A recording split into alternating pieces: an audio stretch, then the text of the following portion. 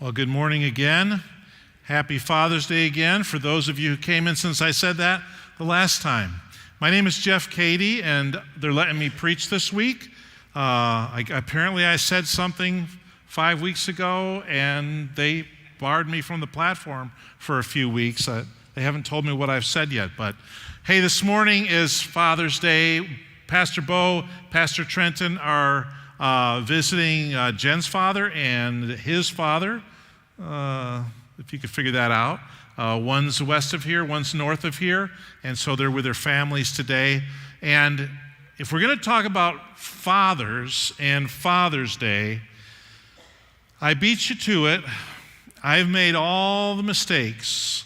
One of my offspring is over here. Mitch will be glad to talk with you after the service and share with you any of the issues that he is still in counseling for even today.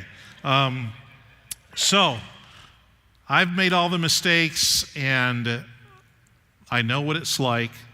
So as we look at Scripture this morning, and as we think about the qualities of Jesus that good dads have to practice, I still need to work on these. But as I thought about this, and I thought about Father's Day, I thought, what qualities of Jesus should every dad practice? There's a lot of cultural mores, if you could use that word, surrounding fatherhood and surrounding being a man and being a father, being a dad. And as we look at the Scriptures, we've got the scriptural depiction of what that is. Then we've got our cultural depiction of what that is, and it overlaps a little bit, but probably a lot less than we care to admit. Be a man, be strong, be firm, get up early, get it done, go after it, never say die, don't quit, all this kind of stuff. And then you've got some of the qualities that we're going to look at today, and there are probably 100 other qualities of Jesus that we won't talk about, but we're only going to talk about 4. And I'm looking forward to talking to you about that. Have you seen the deep fake videos that keep coming out now that they can do them? Now they have these obvious deep fake videos because somebody that we all know will come on the screen and start saying this outlandish, made for humor. There's now voice cloning. There's ChatGPT coming up with fake stuff like out of nowhere, just an amalgam of all of the things people have already said. But with dads, we can try to put that out front. We can try to gather all the stuff that we think good dads should be and put that out front and then present ourselves to our kids and to the world around us like that. But that doesn't really work, only for so long, and our kids see right through it. As my father-in-law once said, we laugh about to this day, he meant to say as phony as a $3 bill, and he said as phony as a $10 bill, right? It's as phony as a $10 bill. And your kids are going to see that. There's never going to be an artificial intelligence dad that's going to cut it. Yet so many times as dads, we put this artificial intelligence out there. You know, recently there was this conference over in Germany, and they actually did a completely AI worship service generated by ChatGPT, which is this artificial intelligence software. And they even had the avatars, the people on the screen, men and women, were not real people. They were just gathered bits and pieces of all kinds of people, and here's a man, here's a woman, here's another guy, here's another woman, and they would do readings, and one of them shared a message, and they led in prayers, and they did all the stuff that you would do in a service. And people, they lined up in droves outside of this church, waiting for the doors to open to go in and experience this first time ever artificial intelligence worship service. And when the people came out, they asked them, hey, how was it? Was it good? And they're like, yeah, it was pretty good. It was a lot like our church service. But there was one thing that was missing. so loudly, they said, the emotions, the emotionality in the people, in the avatars on the screen. They weren't real. They weren't real people. It's just a going through the motions. It's ones and zeros all lined up. And if that's real, then okay, it's real, but it's not real. It's not genuine. And when the people came out, they just felt empty. There was talk about God, but there really wasn't a connection to God, because there wasn't a connection to the people in the front. And because of that, a much less connection to the people in the room. I mean, we all know that it's what's in here that's most important, right? We could come in and look nice and say the right things and sit the right way and do the right things, and we can go through the motion and we can go back out, but it's what's in our heart that's most important. And it's what's between us in a worship service and in a life of worship. Doesn't matter if we're in a service or we see each other out in the street. It's what's between us that's important. That verse where Jesus talks about when you come to give your offering at the temple or at the tabernacle, and you've got this disagreement, this discord, this enemy between you and somebody, and come back and give your sacrifice. As dads, sometimes we've got all kinds of things that haven't been made right, and we are trying to go through the motions, and our kids will see that. But the cool thing about God is that God isn't just power or authority. Often we can think of God as, other, out there somewhere. But the good thing about him is that he's a person. He's person too. He actually cares about us. He actually thinks about us. I don't know about you who are older, and maybe you have kids that have grown up and that have gone off. I think about my kids. I wish that I could see them more. You get used to it. It all kind of happens in stages, and that's the way life goes, and it's good. But I think as a parent, you think about your kids. You don't just glad that's over. Glad those 18 years are up. I'm out of that. No, we think about them. You think if we think about our kids, that God doesn't think about us? Oh, there's too many of us. He can handle it. You think he doesn't want us to be around? You want us to visit? Want us to be there? I think he does.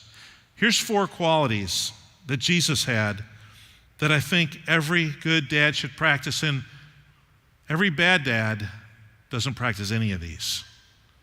Number 1, a solid bond with the Father. A solid bond with the Father. There's no substitute for this. There's no just take the kids to church and they'll be fine. That doesn't work. I grew up with friends who were deacons' kids and Sunday school teachers' kids, and their dads did this and that in the church, and my dad was never in church, ever, never, ever. I remember one time, and I remember the one suit coat he wore that one time that he went to church, that Easter Sunday in the very early 70s. And I went to my friends' homes, and their dads went to church, and at the Sunday dinner table, they would argue and fight, and then one of them, the dad or the kid, would storm off. And I'd be like, that dad goes to church. They go to church.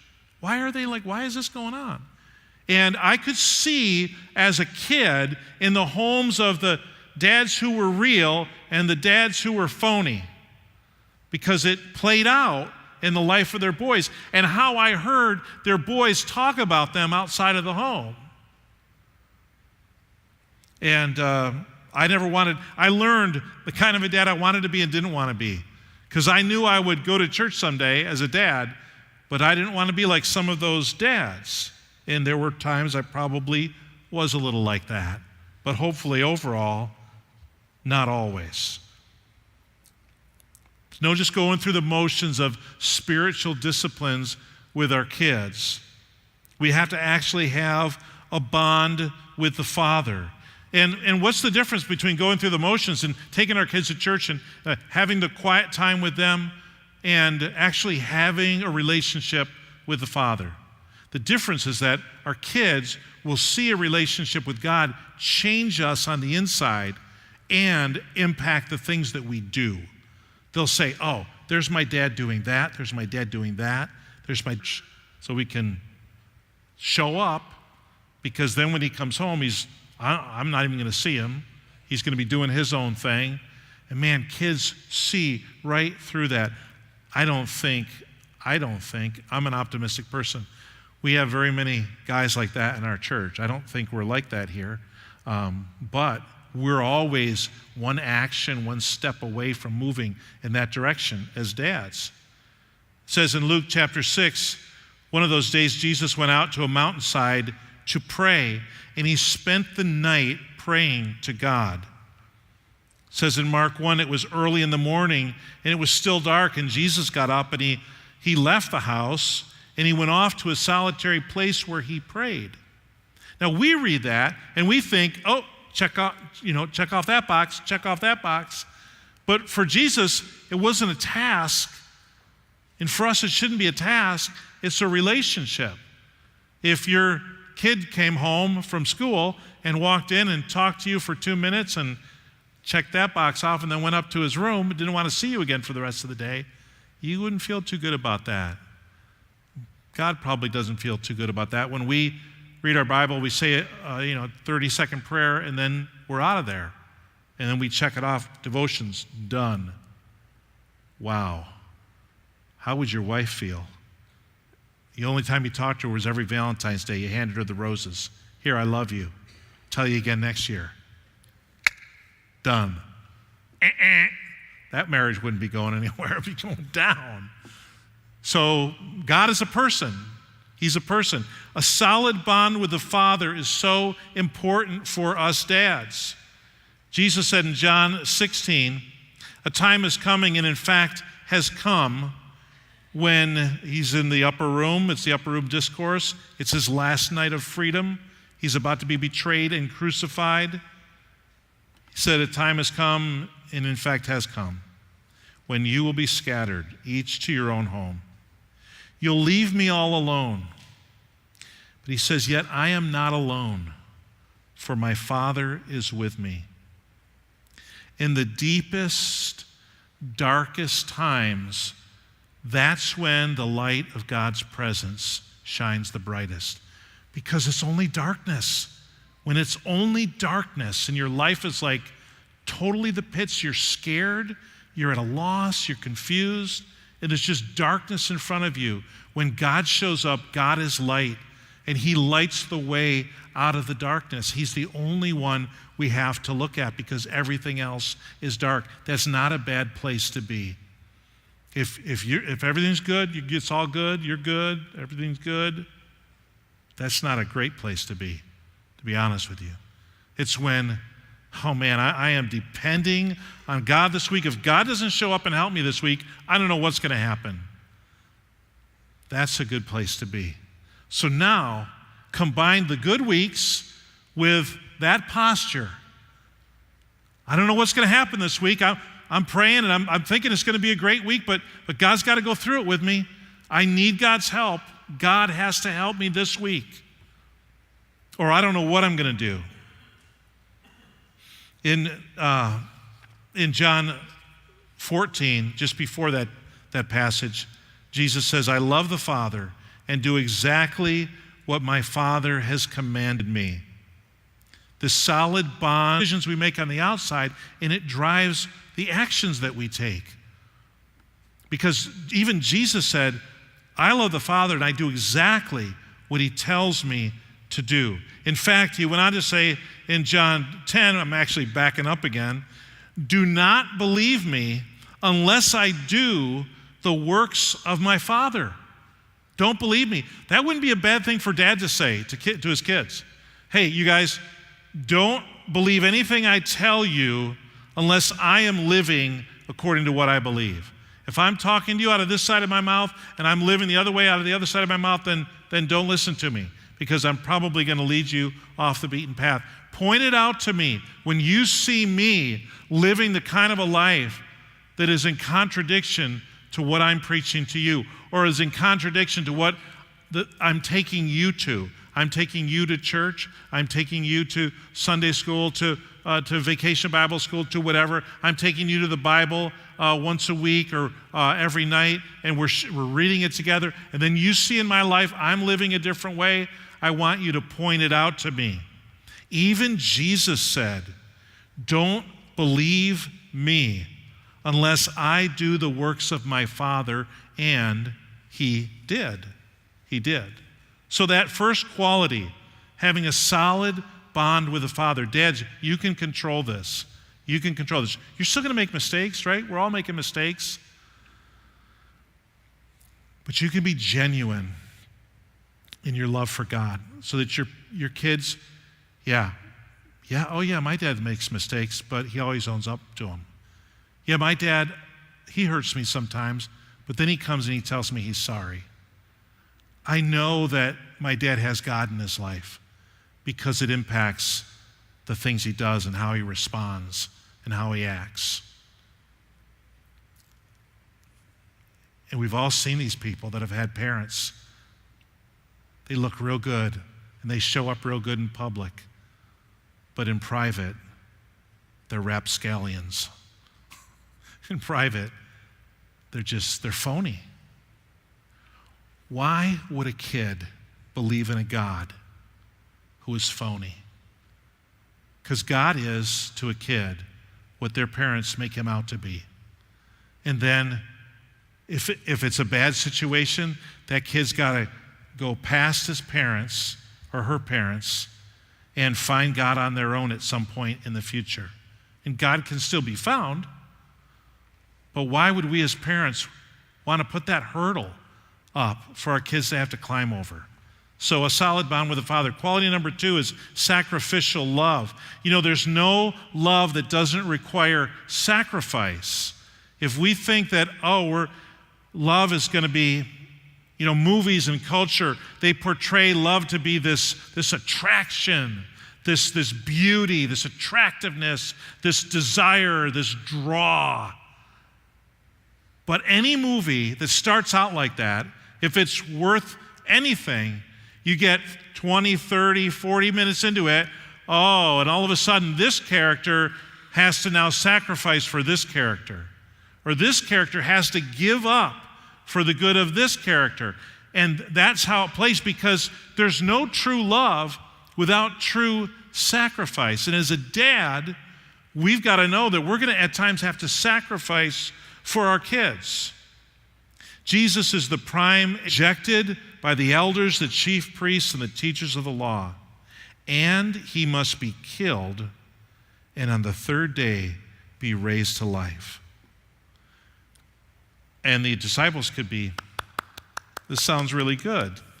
Then he said to them all, you too. Oh, what? Whoever wants to be my disciple must deny themselves, take up their cross daily, and follow me.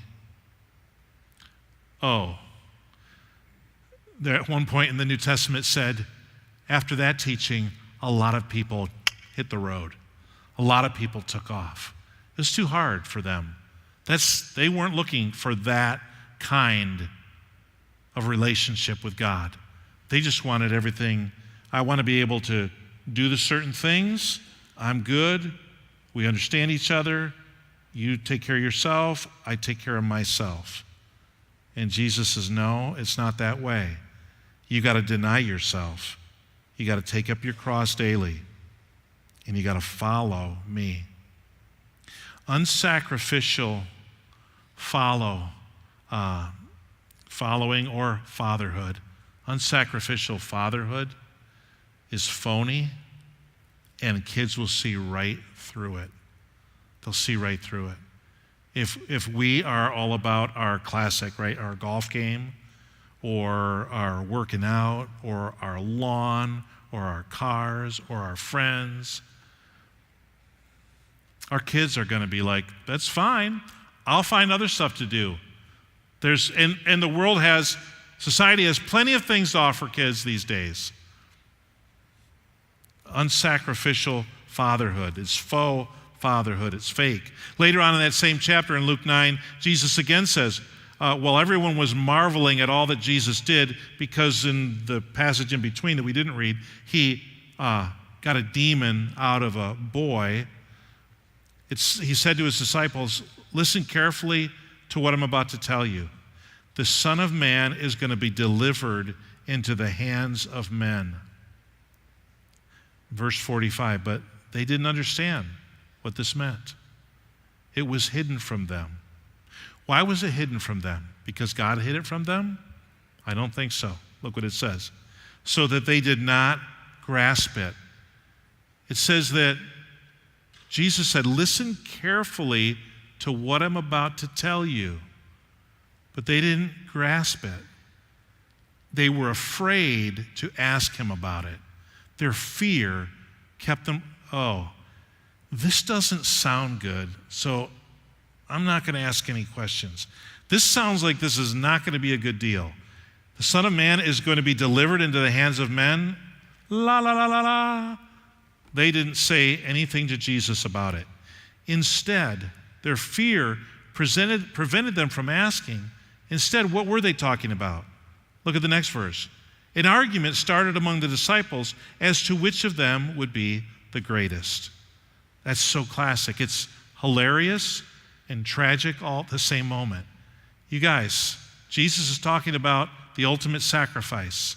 I mean, you want to talk about motivational speeches. Jesus is talking about the ultimate sacrifice. Are you men willing to make the ultimate sacrifice? Yeah! I think I'm the great. You guys, I'm taking over. Jesus, knowing their thoughts, took a little child, and this means a toddler, a little child, and he had him stand beside him. And then he said to them, whoever welcomes this little child in my name welcomes me. And whoever welcomes me welcomes the one who sent me. For it is the one who is at least among you all who is the greatest. When we used to take students to Washington State and drive up into the mountains in British Columbia, we would put a team of students from New York and from Washington State together, and we'd go up and we would have bush camp for Native youth. And we'd set up at this place that was just totally desolate. And we would move in with our gear and we'd set up a camp for like 150 Native youth between the ages of 7 and 13. And I would always read this chapter or this passage to the team before the kids would show up. And I would say to them, who's welcoming God to the camp this week?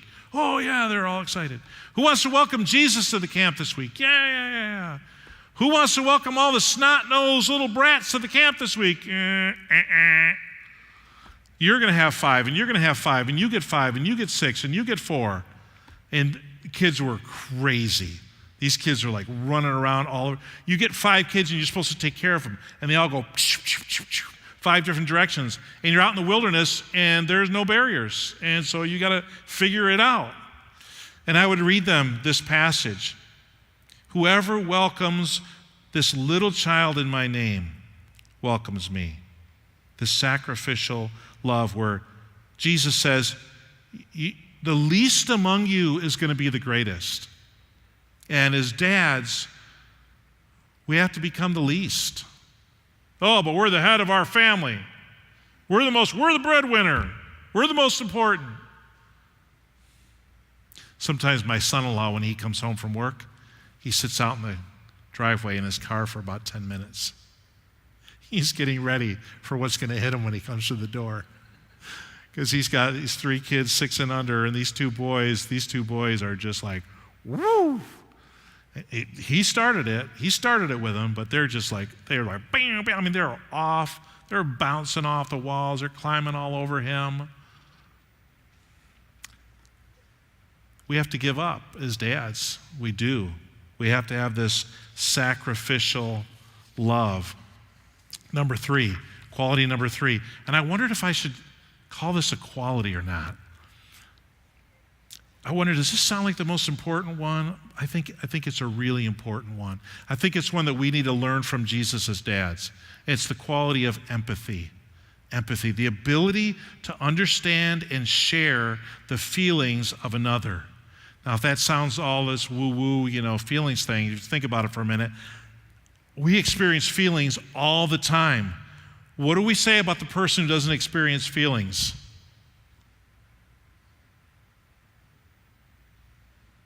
How would you like that? Would you really like that? None of us don't experience feelings. We're all feeling at different levels. Dads are powerful when they can do that. When they're distant and preoccupied, not engaged, not plugged in, that's tough for kids. Kids find their own way. But wouldn't it be better if their dad walked along with them and showed them the way? This passage in John chapter 11, it's not up on the screen, but in John 11, it's the passage with Lazarus. And we see Jesus performing arguably his most powerful miracle, aside from his own resurrection. And this is one where he shows the greatest empathy. It says that when Mary got to Jesus and saw him, she fell at his feet, but she said, "Lord, if you'd been here, my brother would not have died." Now, last night my wife said some things like that to me. Well, hon, how about this here? How about that? Are you going to do, where's this? Are you going to do that? Are you going to do this? Are you going to do that? And I might have bristled a little bit, I am. I do. I know. Those kinds of things, right? Maybe I might have gotten a little defensive once or twice, just last night. Jesus doesn't get that way. Lord, obviously it's a poke at him. If you had been here, Lazarus wouldn't be dead. Jesus sees her weeping, and the Jews who had come along with her also weeping. And then it says he was deeply moved in spirit and troubled. Jesus was troubled. I sometimes wonder if humanly he was troubled, thinking, man, why didn't I come sooner? Why did I let this get out of hand? All these people are crying because of me. I sometimes wonder if he ever thought that. But he was troubled. Where did you lay him? He asked. Come and see, Lord, they replied. And then that's where that verse 35 comes in. It just says Jesus wept. Jesus wept. Jesus entered into, he couldn't. He was there with them. He didn't just enter in. He arrived. He was there. He was there with them. The Jews said, look at how much he loved him. And then the mean Jews said, couldn't he who opened the eyes of the blind man have kept this man from dying? And then it says, Jesus, once more deeply moved, came to the tomb. And there's the God of heaven who comes down, incarnates in Jesus, God the Son, and he's there to defeat death and sin and hell, and he's standing there at the tomb. And Lazarus is in it, and he's stone cold dead. And Jesus says, take away the stone. And Martha says, he's been in there for 4 days, he reeks. Don't do that. And Jesus said, did I not tell you that if you believe, you'll see the glory of God? So they took away the stone. Then Jesus looked up and he said, Father, this is where he's got this relationship with the Father. I thank you that you've heard me. I knew that you always hear me, but I said this for the benefit of the people standing here, that they may believe that you sent me.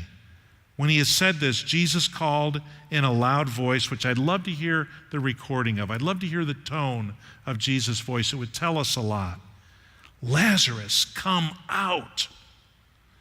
Maybe because his ears were wrapped up with the claws, or because he was dead and he couldn't hear. So he just, louder, Lazarus, come out.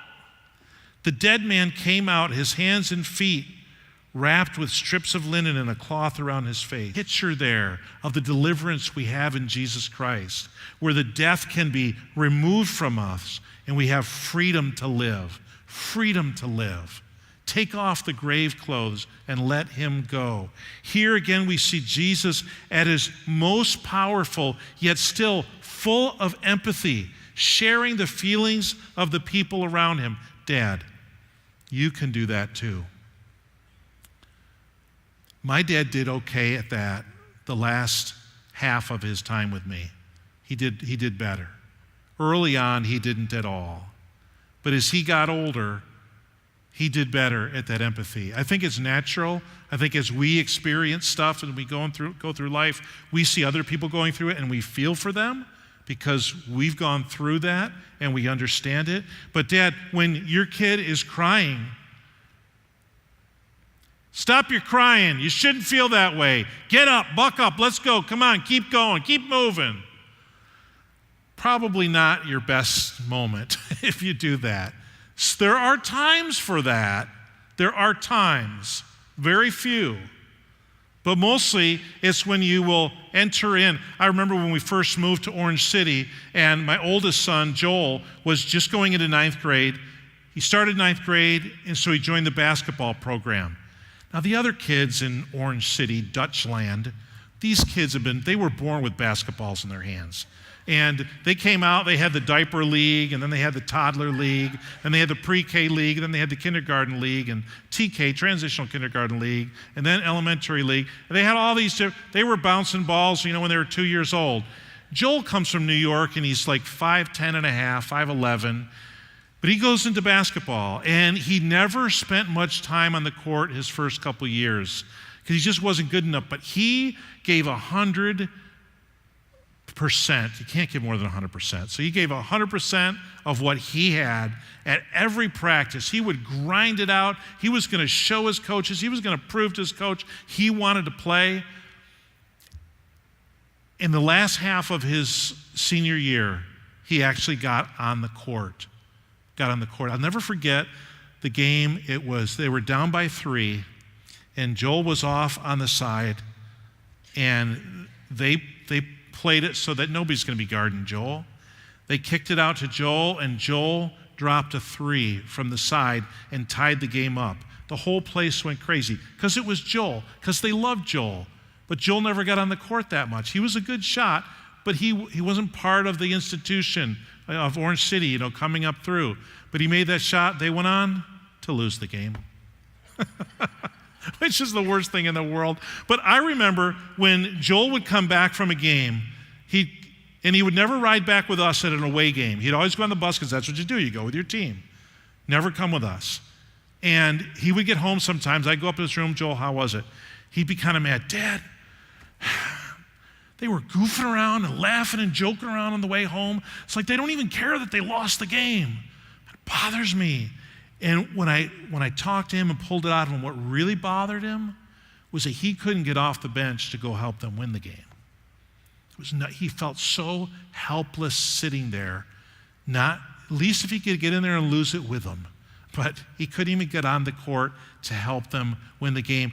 And I would sit there and I'd put my arm around him, and it probably 4 times in 10th and 11th grade, I'd be sitting there on his bed next to him. He would just sit there and just sob, tear after tear after tear.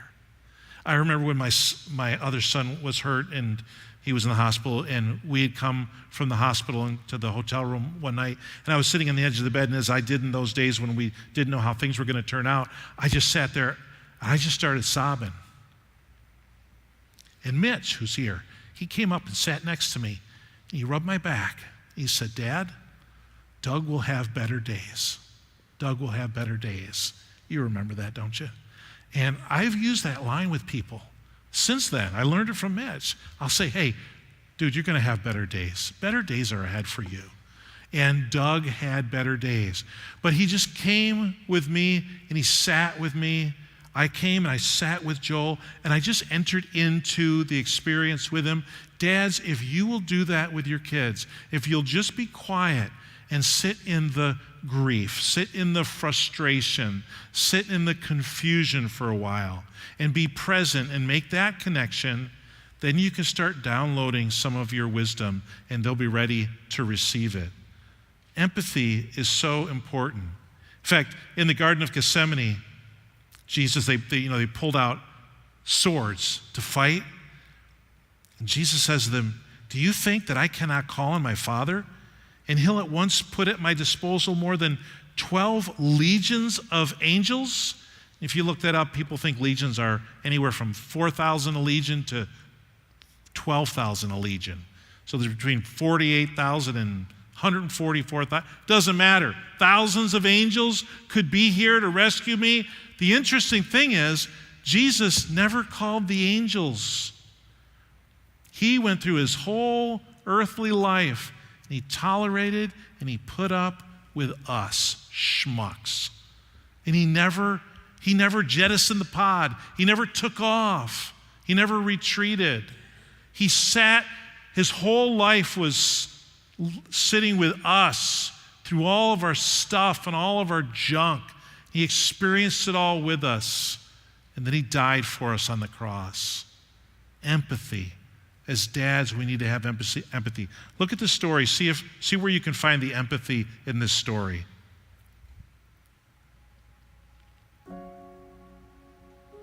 Weld County Sheriff's Deputy Sam Brownlee was killed in the line of duty after a police chase in 2010. And 5 years later, his retired squad car was to be auctioned off to benefit a charity organisation that helps survivors of law enforcement officers killed in the line of duty. It's going to be sad to see this car go. I think we all kind of remembered this as part of Sam, but it's the right thing to do, and it's a good way to help an organization that really helped his family out. Sam Brownlee's son, Tanner, wanted to own a part of his father's legacy. When Tanner learned that he would have a chance to buy his father's squad car at auction, he started a GoFundMe page asking for help to raise enough money, and managed to raise $3,465. The retired squad car was a Dodge Charger and had over 147,000 miles on it, and was valued at $12,500 based off a Kelley Blue Book valuation. The retired police car may have only been worth $12,500, but to Tanner it was worth so much more. It was part of his father's legacy, and that meant the world to him. Tanner had never bid on a car at an auction before, so his plan was just to watch what everyone else was doing and bid a little more than the last bid.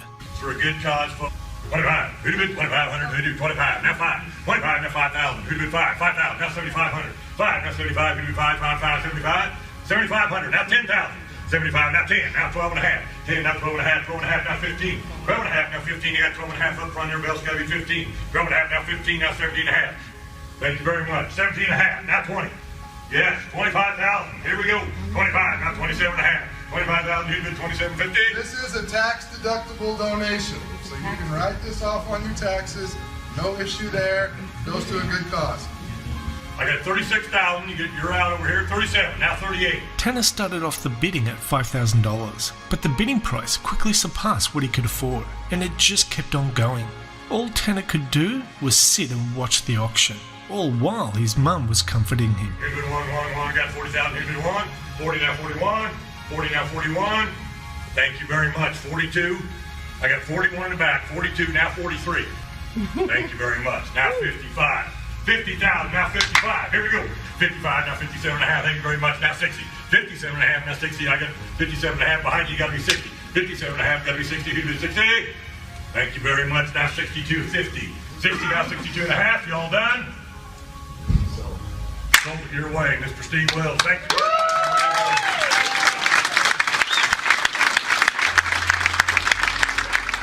Tanner's hopes of ever owning his dad's car were crushed when local farmer Steve Wells won the final bid, paying $60,000, even though it was only valued at $12,500.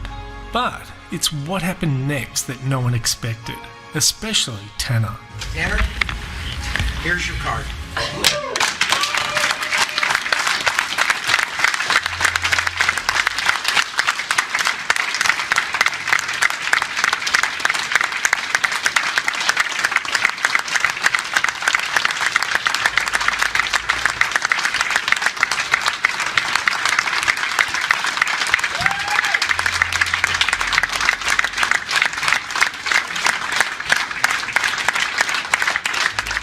Tanner said he had no idea Steve planned to give him the car, but it was always Steve's intention of buying that car no matter the auction price. Originally, Steve was going to buy the car for the woman's shelter, and then he found out about Tanner's story and he decided to buy it for him, even though the two had never previously met. The American farmer, what a guy, huh? Gave to a good cause, and then he stood with this kid in that embrace and just stood with him in his loss and in his pain and in his joy. Gave him something that he couldn't afford to get himself. Really stood in the place of his dad in that moment and provided for him something that he couldn't afford himself. This empathy, caring about other people.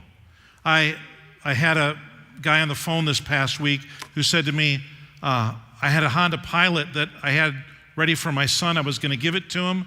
And I ran into this lady, this young mom who had 5 kids and her husband left her and took the family car. And so I told my son, I'm sorry, we'll figure something else out. We took the Honda Pilot to a detailer and he cleaned it all up and we gave it to this lady. And it was years later, the guy told me that his son said to him, Dad, when you did that, I was a little disappointed I wasn't getting the precision and giving away my car than I ever did from all the things we probably ever talked about. And as he shared that with me, I thought, yeah, empathy for our kids to see in us that we can enter into somebody else's situation and help them and care about them is so important. And then the very last quality, number 4, is humility. And that humility comes from Philippians chapter 2, where it says that Jesus didn't consider equality with God something to be grasped. In fact, it says that he made himself nothing by taking the very nature of a servant.